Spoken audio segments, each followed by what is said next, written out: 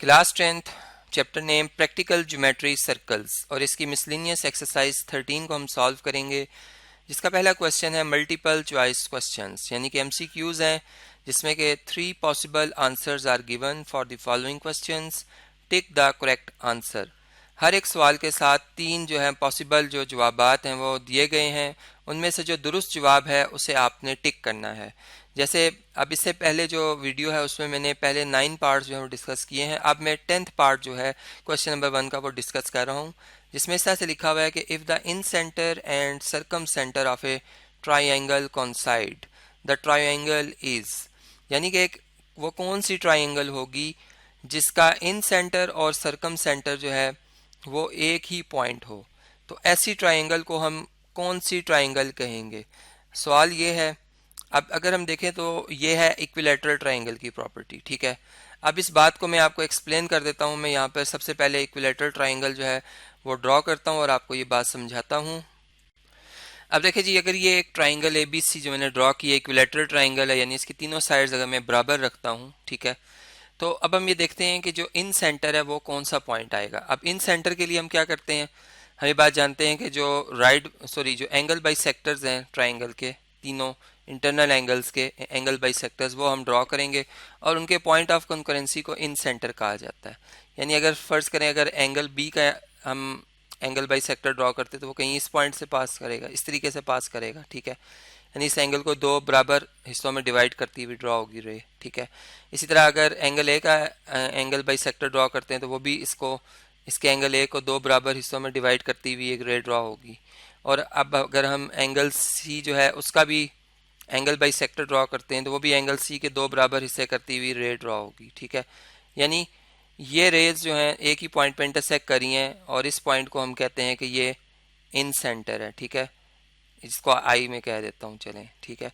अब अगर मैं जो है सरकम सेंटर निकालना चाहता हूँ ट्राइंगल का, तो उसके लिए मुझे क्या करना होगा, इसकी हर साइड का राइट बाई सेक्टर का मिड पॉइंट लेकर, ठीक है, मतलब सॉरी इसकी हर साइड का राइट बाई सेक्टर ड्रॉ करना होगा। बस सिंपल वर्ड्स में अगर हम देखें तो मैं राइट बाई सेक्टर्स को चलें वाइट कलर की लाइन से ड्रॉ करता हूँ, ठीक है, या एक डिफरेंट कलर की लाइन जो कि पहले हमने नहीं ड्रॉ की।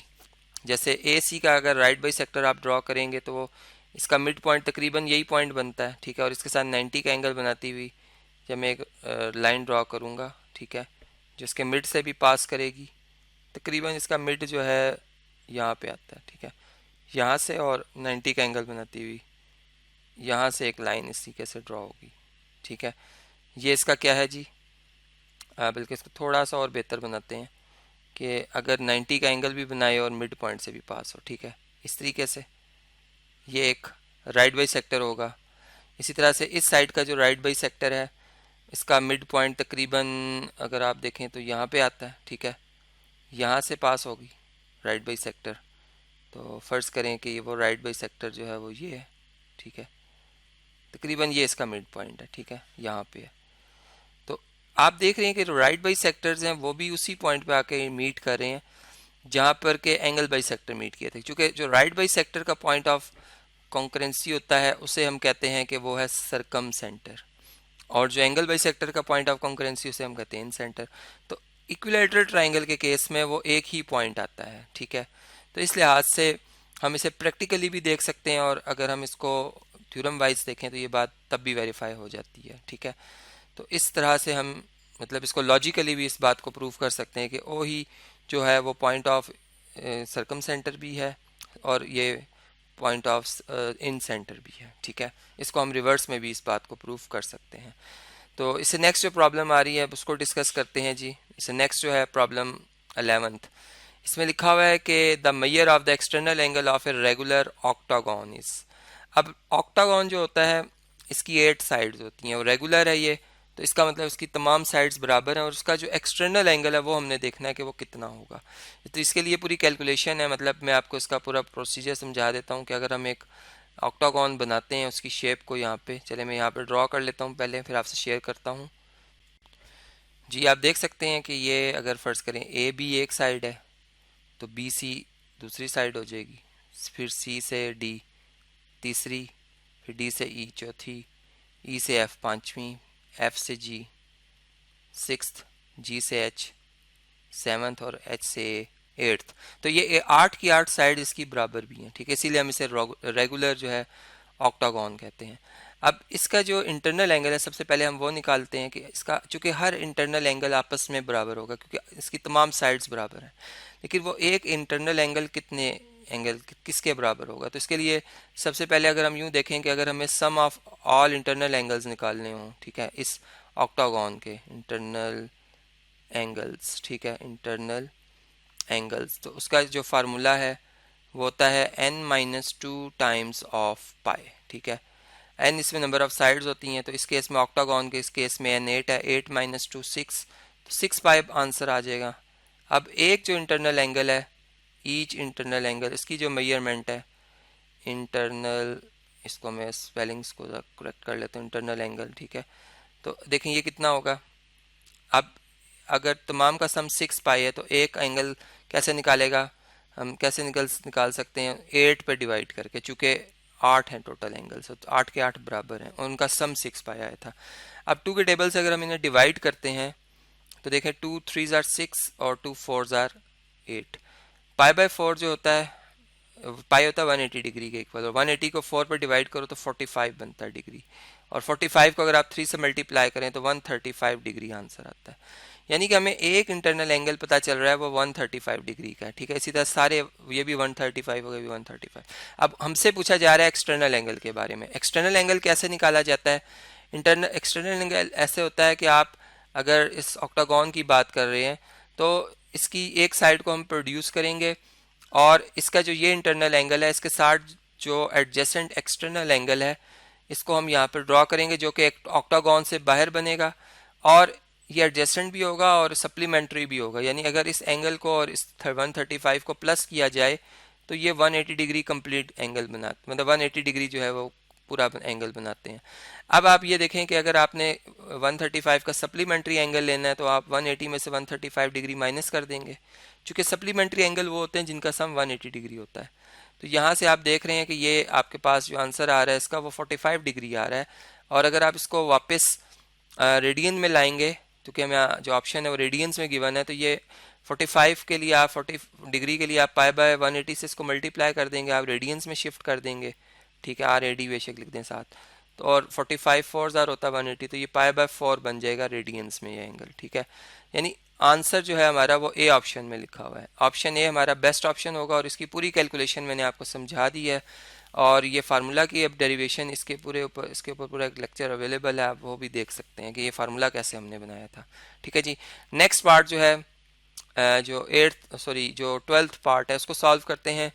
इसमें इस तरह से लिखा हुआ है कि tangents drawn at the end points of the diameter, ठीक है, ये डायामीटर लिखा हुआ है, स्पेलिंग थोड़े से यहाँ पे मिसप्रिंट हो गए हैं, ठीक है।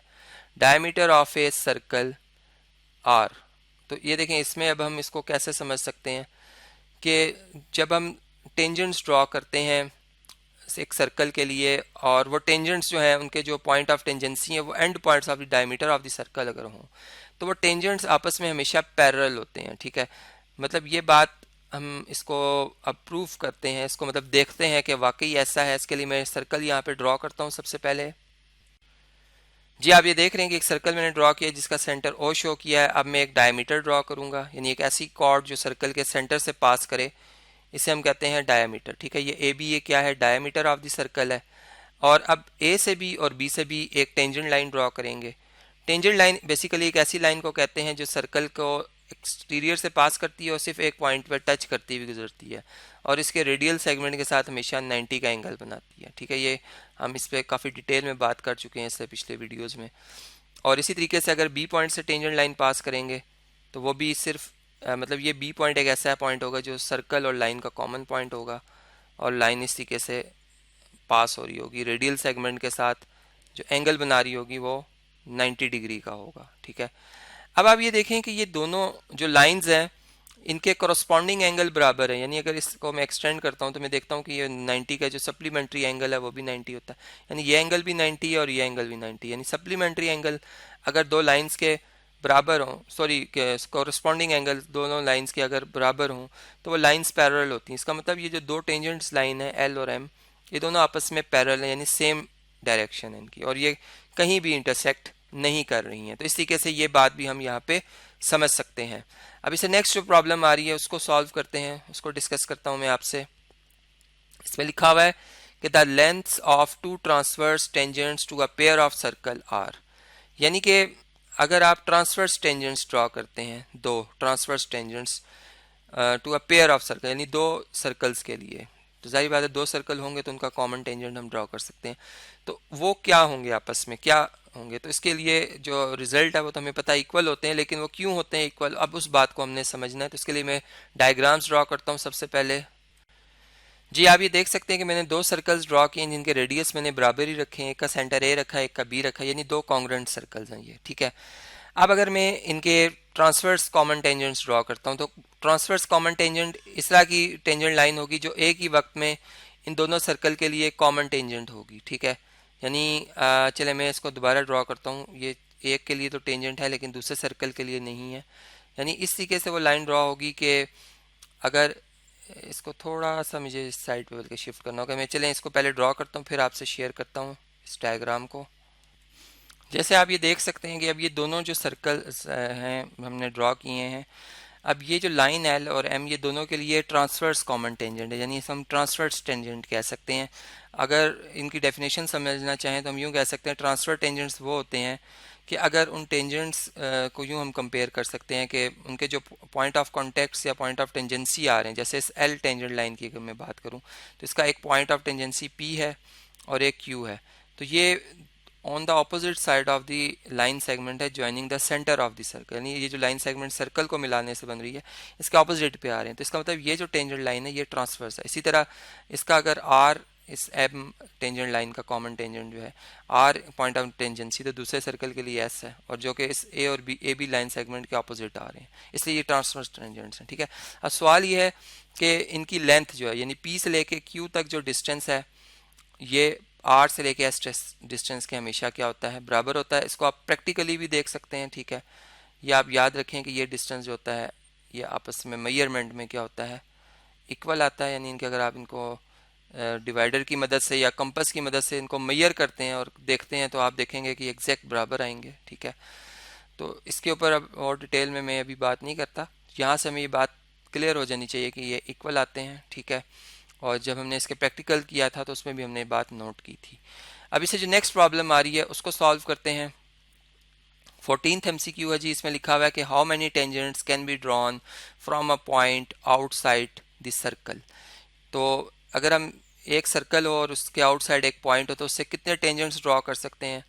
तो ये बात हमने देखी थी कि हम 2 टेंजेंट्स ड्रॉ कर सकते हैं, यानी इसमें जो ऑप्शन बी होगा वो हमारा दुरुस्त होगा। और अब इसको मैं ड्रॉ करके भी आपको समझा देता हूँ। जैसे कि आप ये देख रहे हैं कि ये सर्कल है और ये उसका पी पॉइंट है जो कि आउटसाइड दी सर्कल है, ठीक है। तो अब इससे हम कैसे टेंजेंट ड्रॉ कर सकते हैं, एक पी पॉइंट से अगर हम ड्रॉ करना चाहें तो आप ये देख सकते हैं कि एक रे ये हमने जो ड्रॉ की है ये एक टेंजेंट कहलाएगी रे, क्योंकि ये इस सर्कल के सिर्फ एक पॉइंट को टच करती हुई गुजर रही है और रेडियल सेगमेंट के साथ अगर हम देखें तो ये 90 का एंगल बना रही है, ठीक है। यानी अगर मैं इसको एक्सटेंड कर दूं तो ये एक लाइन बन जाएगी जिसको हम टेंजेंट लाइन कह सकते हैं। इसी तरह इसी पी पॉइंट से हम एक और टेंजेंट लाइन भी ड्रॉ कर सकते हैं सेम सर्कल के लिए, जो कि इसको इस पॉइंट पे आके यहाँ पर अगर इसको मैं एस पॉइंट कहता हूँ तो इसको मैं टी कह देता हूँ, इस टी पॉइंट पे आके इंटरसेक्ट करेगी, मतलब सॉरी टच करेगी। और इस तरीके से इसको अगर हम एक्सटेंड कर लेते हैं तो ये लाइन बन जाती है। तो ये दो टेंजेंट्स एक पॉइंट से आउटसाइड दी सर्कल हम ड्रॉ कर सकते हैं एक सर्कल के लिए। तो इसलिए ऑप्शन बी जो मैंने कहा था यहाँ पे वो हमारा बिल्कुल दुरुस्त ऑप्शन है। नेक्स्ट प्रॉब्लम है जी, इसमें लिखा हुआ है कि if the distance between the centre of two circles is equal to the sum of their radii then the circle will. यानी अगर ऐसा हो कि दो सर्कल्स हों और आप उनके सर्कल्स के सेंटर्स का डिस्टेंस आपस में लें और उन्हें ऐड करें तो वो उनके रेडियाई के सम के बराबर हो जाए। यानी सॉरी उन दोनों के जो सेंटर्स का डिस्टेंस है वो आप लेते हैं तो वो किसके बराबर आता है, वो उनके रेडियस के सम के बराबर आ जाता है। तो वो सर्कल में क्या ताल्लुक होगा आपस में, अगर इस बात को हमने समझना है तो हम यूँ रिवर्स में इस बात को पढ़ते हैं कि अगर दो टचिंग सर्कल्स हों एक्सटर्नली, ठीक है, और फर्ज करें कि ये वो पॉइंट है जहाँ पर वो एक दूसरे को टच कर रहे हैं, ठीक है, ये कॉमन पॉइंट है इनका। अब ये एक सर्कल का सेंटर है बी, ए बी दूसरे सर्कल का सेंटर है, ठीक है। अब इन दोनों के सेंटर्स को मिलाता हूँ जब, तो ये तीनों पॉइंट्स ए बी और सी ये तीनों पॉइंट्स एक ही लाइन के ऊपर आते हैं, यानी तीनों पॉइंट्स कोलिनियर हैं। और इसका प्रूफ भी है, मतलब अगर मैं यहाँ सी पॉइंट से एक टेंजेंट लाइन ड्रॉ करता हूँ जो कि कॉमन टेंजेंट होगी इन दोनों सर्कल्स के लिए, तो सी एक ऐसा पॉइंट होगा कि जिसके ऊपर ए सर्कल भी 90 का एंगल बना रहा है और बी सर्कल भी 90 का एंगल बना रहा है। क्योंकि ये प्रॉपर्टी हमने पढ़ रखी है कि रेडियल सेगमेंट और टेंजेंट लाइन हमेशा जो है वो 90 का एंगल बनाती हैं, ठीक है। अब अगर सी पॉइंट पर कंप्लीट एंगल देखा जाए, मतलब इसका पूरा angle A C B check किया जाए, तो ये 90 प्लस 90 180 डिग्री बनता है, यानी स्ट्रेट एंगल बनता है। जिससे ये बात क्लियर हो जाती है कि ये तीनों पॉइंट्स कोलिनियर हैं, ठीक है। ये जो तीनों पॉइंट्स हैं ये क्या हैं, कोलिनियर है, यानी एक ही लाइन के ऊपर लाई करते हैं। तो जब पॉइंट्स कोलिनियर होते हैं तो हम उनको यूँ लिख सकते हैं कि जो इनका डिस्टेंस है ए से लेकर बी तक, वो किसके बराबर होगा, वो पहले ए से लेकर इस सी पॉइंट तक के डिस्टेंस के बराबर होगा, फिर प्लस सी से लेकर बी पॉइंट तक के डिस्टेंस के बराबर होगा। यानी ए सी जो है वो basically radius of the first circle है R1, और सी बी जो है वो दूसरे सर्कल का रेडियस है। तो क्या रिजल्ट सामने में आ रहा है, हाँ सामने हमारे ये आ रहा है कि दोनों का जो रेडियस का सम है वो किसके बराबर आ रहा है, वो उनके सेंटर्स के दरमियान जो डिस्टेंस है उसके बराबर आ रहा है। और ये कौन से सर्कल्स थे, ये टच करे थे एक दूसरे को एक्सटर्नली, यानी टच ईच अदर एक्सटर्नली। तो सी ऑप्शन जो होगा यहाँ पे हमारा वो बिल्कुल बेस्ट ऑप्शन होगा, हम इसे मार्क कर देंगे।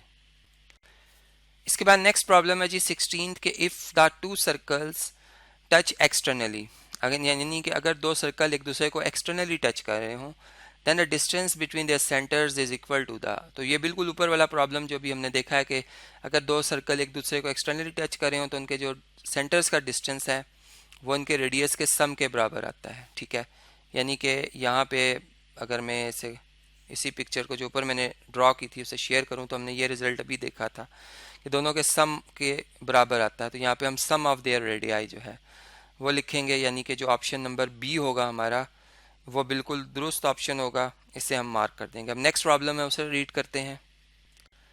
नेक्स्ट प्रॉब्लम है जी, इसमें लिखा हुआ है कि how many common tangents can be drawn for two touching circles, यानी अगर दो सर्कल टच कर रहे हों एक दूसरे को तो उनके लिए हम कितने कॉमन टेंजेंट्स जो है वो ड्रॉ कर सकते हैं। यानी इसकी अगर मैं आपको डायग्राम समझा दूं, जैसे भी हमने इसी तरह दो टचिंग सर्कल्स लिए थे, तो इस पार्ट को चले यहाँ से मैं रिमूव कर देता हूँ क्योंकि अभी हमें इसकी फ़िलहाल ज़रूरत नहीं है, ठीक है। अब हम ये देख रहे हैं कि एक तो हमने कॉमन टेंजेंट इनका ड्रॉ किया था, ठीक है, जिसको मैंने टी कहा था, ठीक है, ये एक है कॉमन टेंजेंट। अब हमने इसमें देखा कि दो और कॉमन टेंजेंट्स भी बन सकते हैं, यानी कॉमन टेंजेंट एक ऐसी लाइन होती है जो एक ही वक्त में दोनों सर्कल्स के लिए जो है वो कॉमन टेंजेंट होती है, तो इसे हम कॉमन टेंजेंट कहते हैं। देखें एक टेंजेंट लाइन हम यूँ भी ड्रॉ कर सकते हैं कि ये एक आप लाइन देख सकते हैं कि ये एक ही वक्त में दोनों सर्कल्स के लिए टेंजेंट लाइन है। चूँकि ये इस सर्कल जिसका सेंटर ए है उसके लिए भी टेंजेंट लाइन है, फर्ज करें उसका ये पॉइंट ऑफ टेंजेंसी पी है, और दूसरे सर्कल के लिए भी यही लाइन सेम टेंजेंट लाइन है, और बी सर्कल के लिए भी, और उसका पॉइंट ऑफ टेंजेंसी जो है वो उसको हम एस कह देते हैं, ठीक है। आप बाकी तो बात जानते हैं कि टेंजेंट लाइन एक ऐसी लाइन होती है सर्कल को सिर्फ एक पॉइंट पे टच करती है और उसके इंटीरियर से पास नहीं करती है, ठीक है। सेम इसी तरह हम एक और टेंजेंट लाइन भी ड्रॉ कर सकते हैं जो कि यहाँ से चले मैं ड्रॉ कर लेता हूँ इस तरीके से, ठीक है। ये आप देख सकते हैं कि ये अब येलो कलर की जो लाइन है ये भी टेंजेंट है लाइन, जो कि ए सर्कल के लिए भी टेंजेंट लाइन है। फॉर एग्जांपल टी पॉइंट से पास करी हो, यहाँ पे ये कोई यू पॉइंट से पास करी है, तो ये दो और ये एक, तीन कॉमन टेंजेंट्स हम ड्रॉ कर सकते हैं दो टचिंग सर्कल्स के लिए। तो ऑप्शन नंबर जो बी है वो बिल्कुल दुरुस्त है, इसको हम टिक कर देंगे। नेक्स्ट प्रॉब्लम है जी लास्ट केस में लिखा हुआ है how many common tangents can be drawn for two disjoint circles, यानी दो ऐसे सर्कल जो एक दूसरे को टच ना कर रहे हों उन सर्कल्स के लिए आप कितने कॉमन टेंजेंट्स ड्रॉ कर सकते हो। तो इसका याद रखें 4 आंसर आएगा, यानी कि सी ऑप्शन होगा। और ये कैसे होगा इसको मैं आपको समझा देता हूँ कि जैसे ही आप डायग्राम देख रहे हैं इसमें दो सर्कल आपको नज़र आ रहे हैं, एक का सेंटर ए है, एक सर्कल का सेंटर बी है, चाहे इनके रेडियस बराबर हों या ना बराबर हों। आप देख सकते हैं एक कॉमन टेंजेंट ये लाइन ड्रॉ हुई हुई है एम, इसको हम ट्रांसवर्स टेंजेंट कहते हैं। इसी तरह ये दूसरा टेंजेंट लाइन है ट्रांसफर टेंजेंट, और इसी तरह एक डायरेक्ट कॉमन टेंजेंट भी लाइन इस तरह से हम ड्रॉ कर सकते हैं। मतलब एक ये हो गए कॉमन टेंजेंट, 3 टाइप के हो गए, ठीक है। यहाँ से थोड़ा सा इसको मैं नीट कर सकता था लेकिन चलें अभी थोड़ा सा जल्दी की वजह से ऐसा हुआ। इसके बाद इसी तरीके से एक और हम कॉमन टेंजेंट भी यहाँ पे बना सकते हैं। इसको चलें मैं इस तरीके से शेयर करता हूँ आपसे, चलें मैं ड्रॉ करता हूँ फिर आपको यहाँ पे शो कर देता हूँ स्क्रीन पे। जी, तो आप ये देख सकते हैं कि 1 2 3 4 यानी 4 जो है हम कॉमन टेंजेंट्स ड्रॉ कर सकते हैं दो डिसजॉइंट सर्कल्स के लिए। तो इसी के सामने ये क्वेश्चन 1 कंप्लीट किया। अब क्वेश्चन नंबर 2 जो है, इस वीडियो को मैं कंटिन्यू कर रहा हूँ नेक्स्ट वीडियो में। मैं नेक्स्ट वीडियो में आपसे नेक्स्ट जो क्वेश्चन आ रहे हैं वो डिस्कस करूँगा।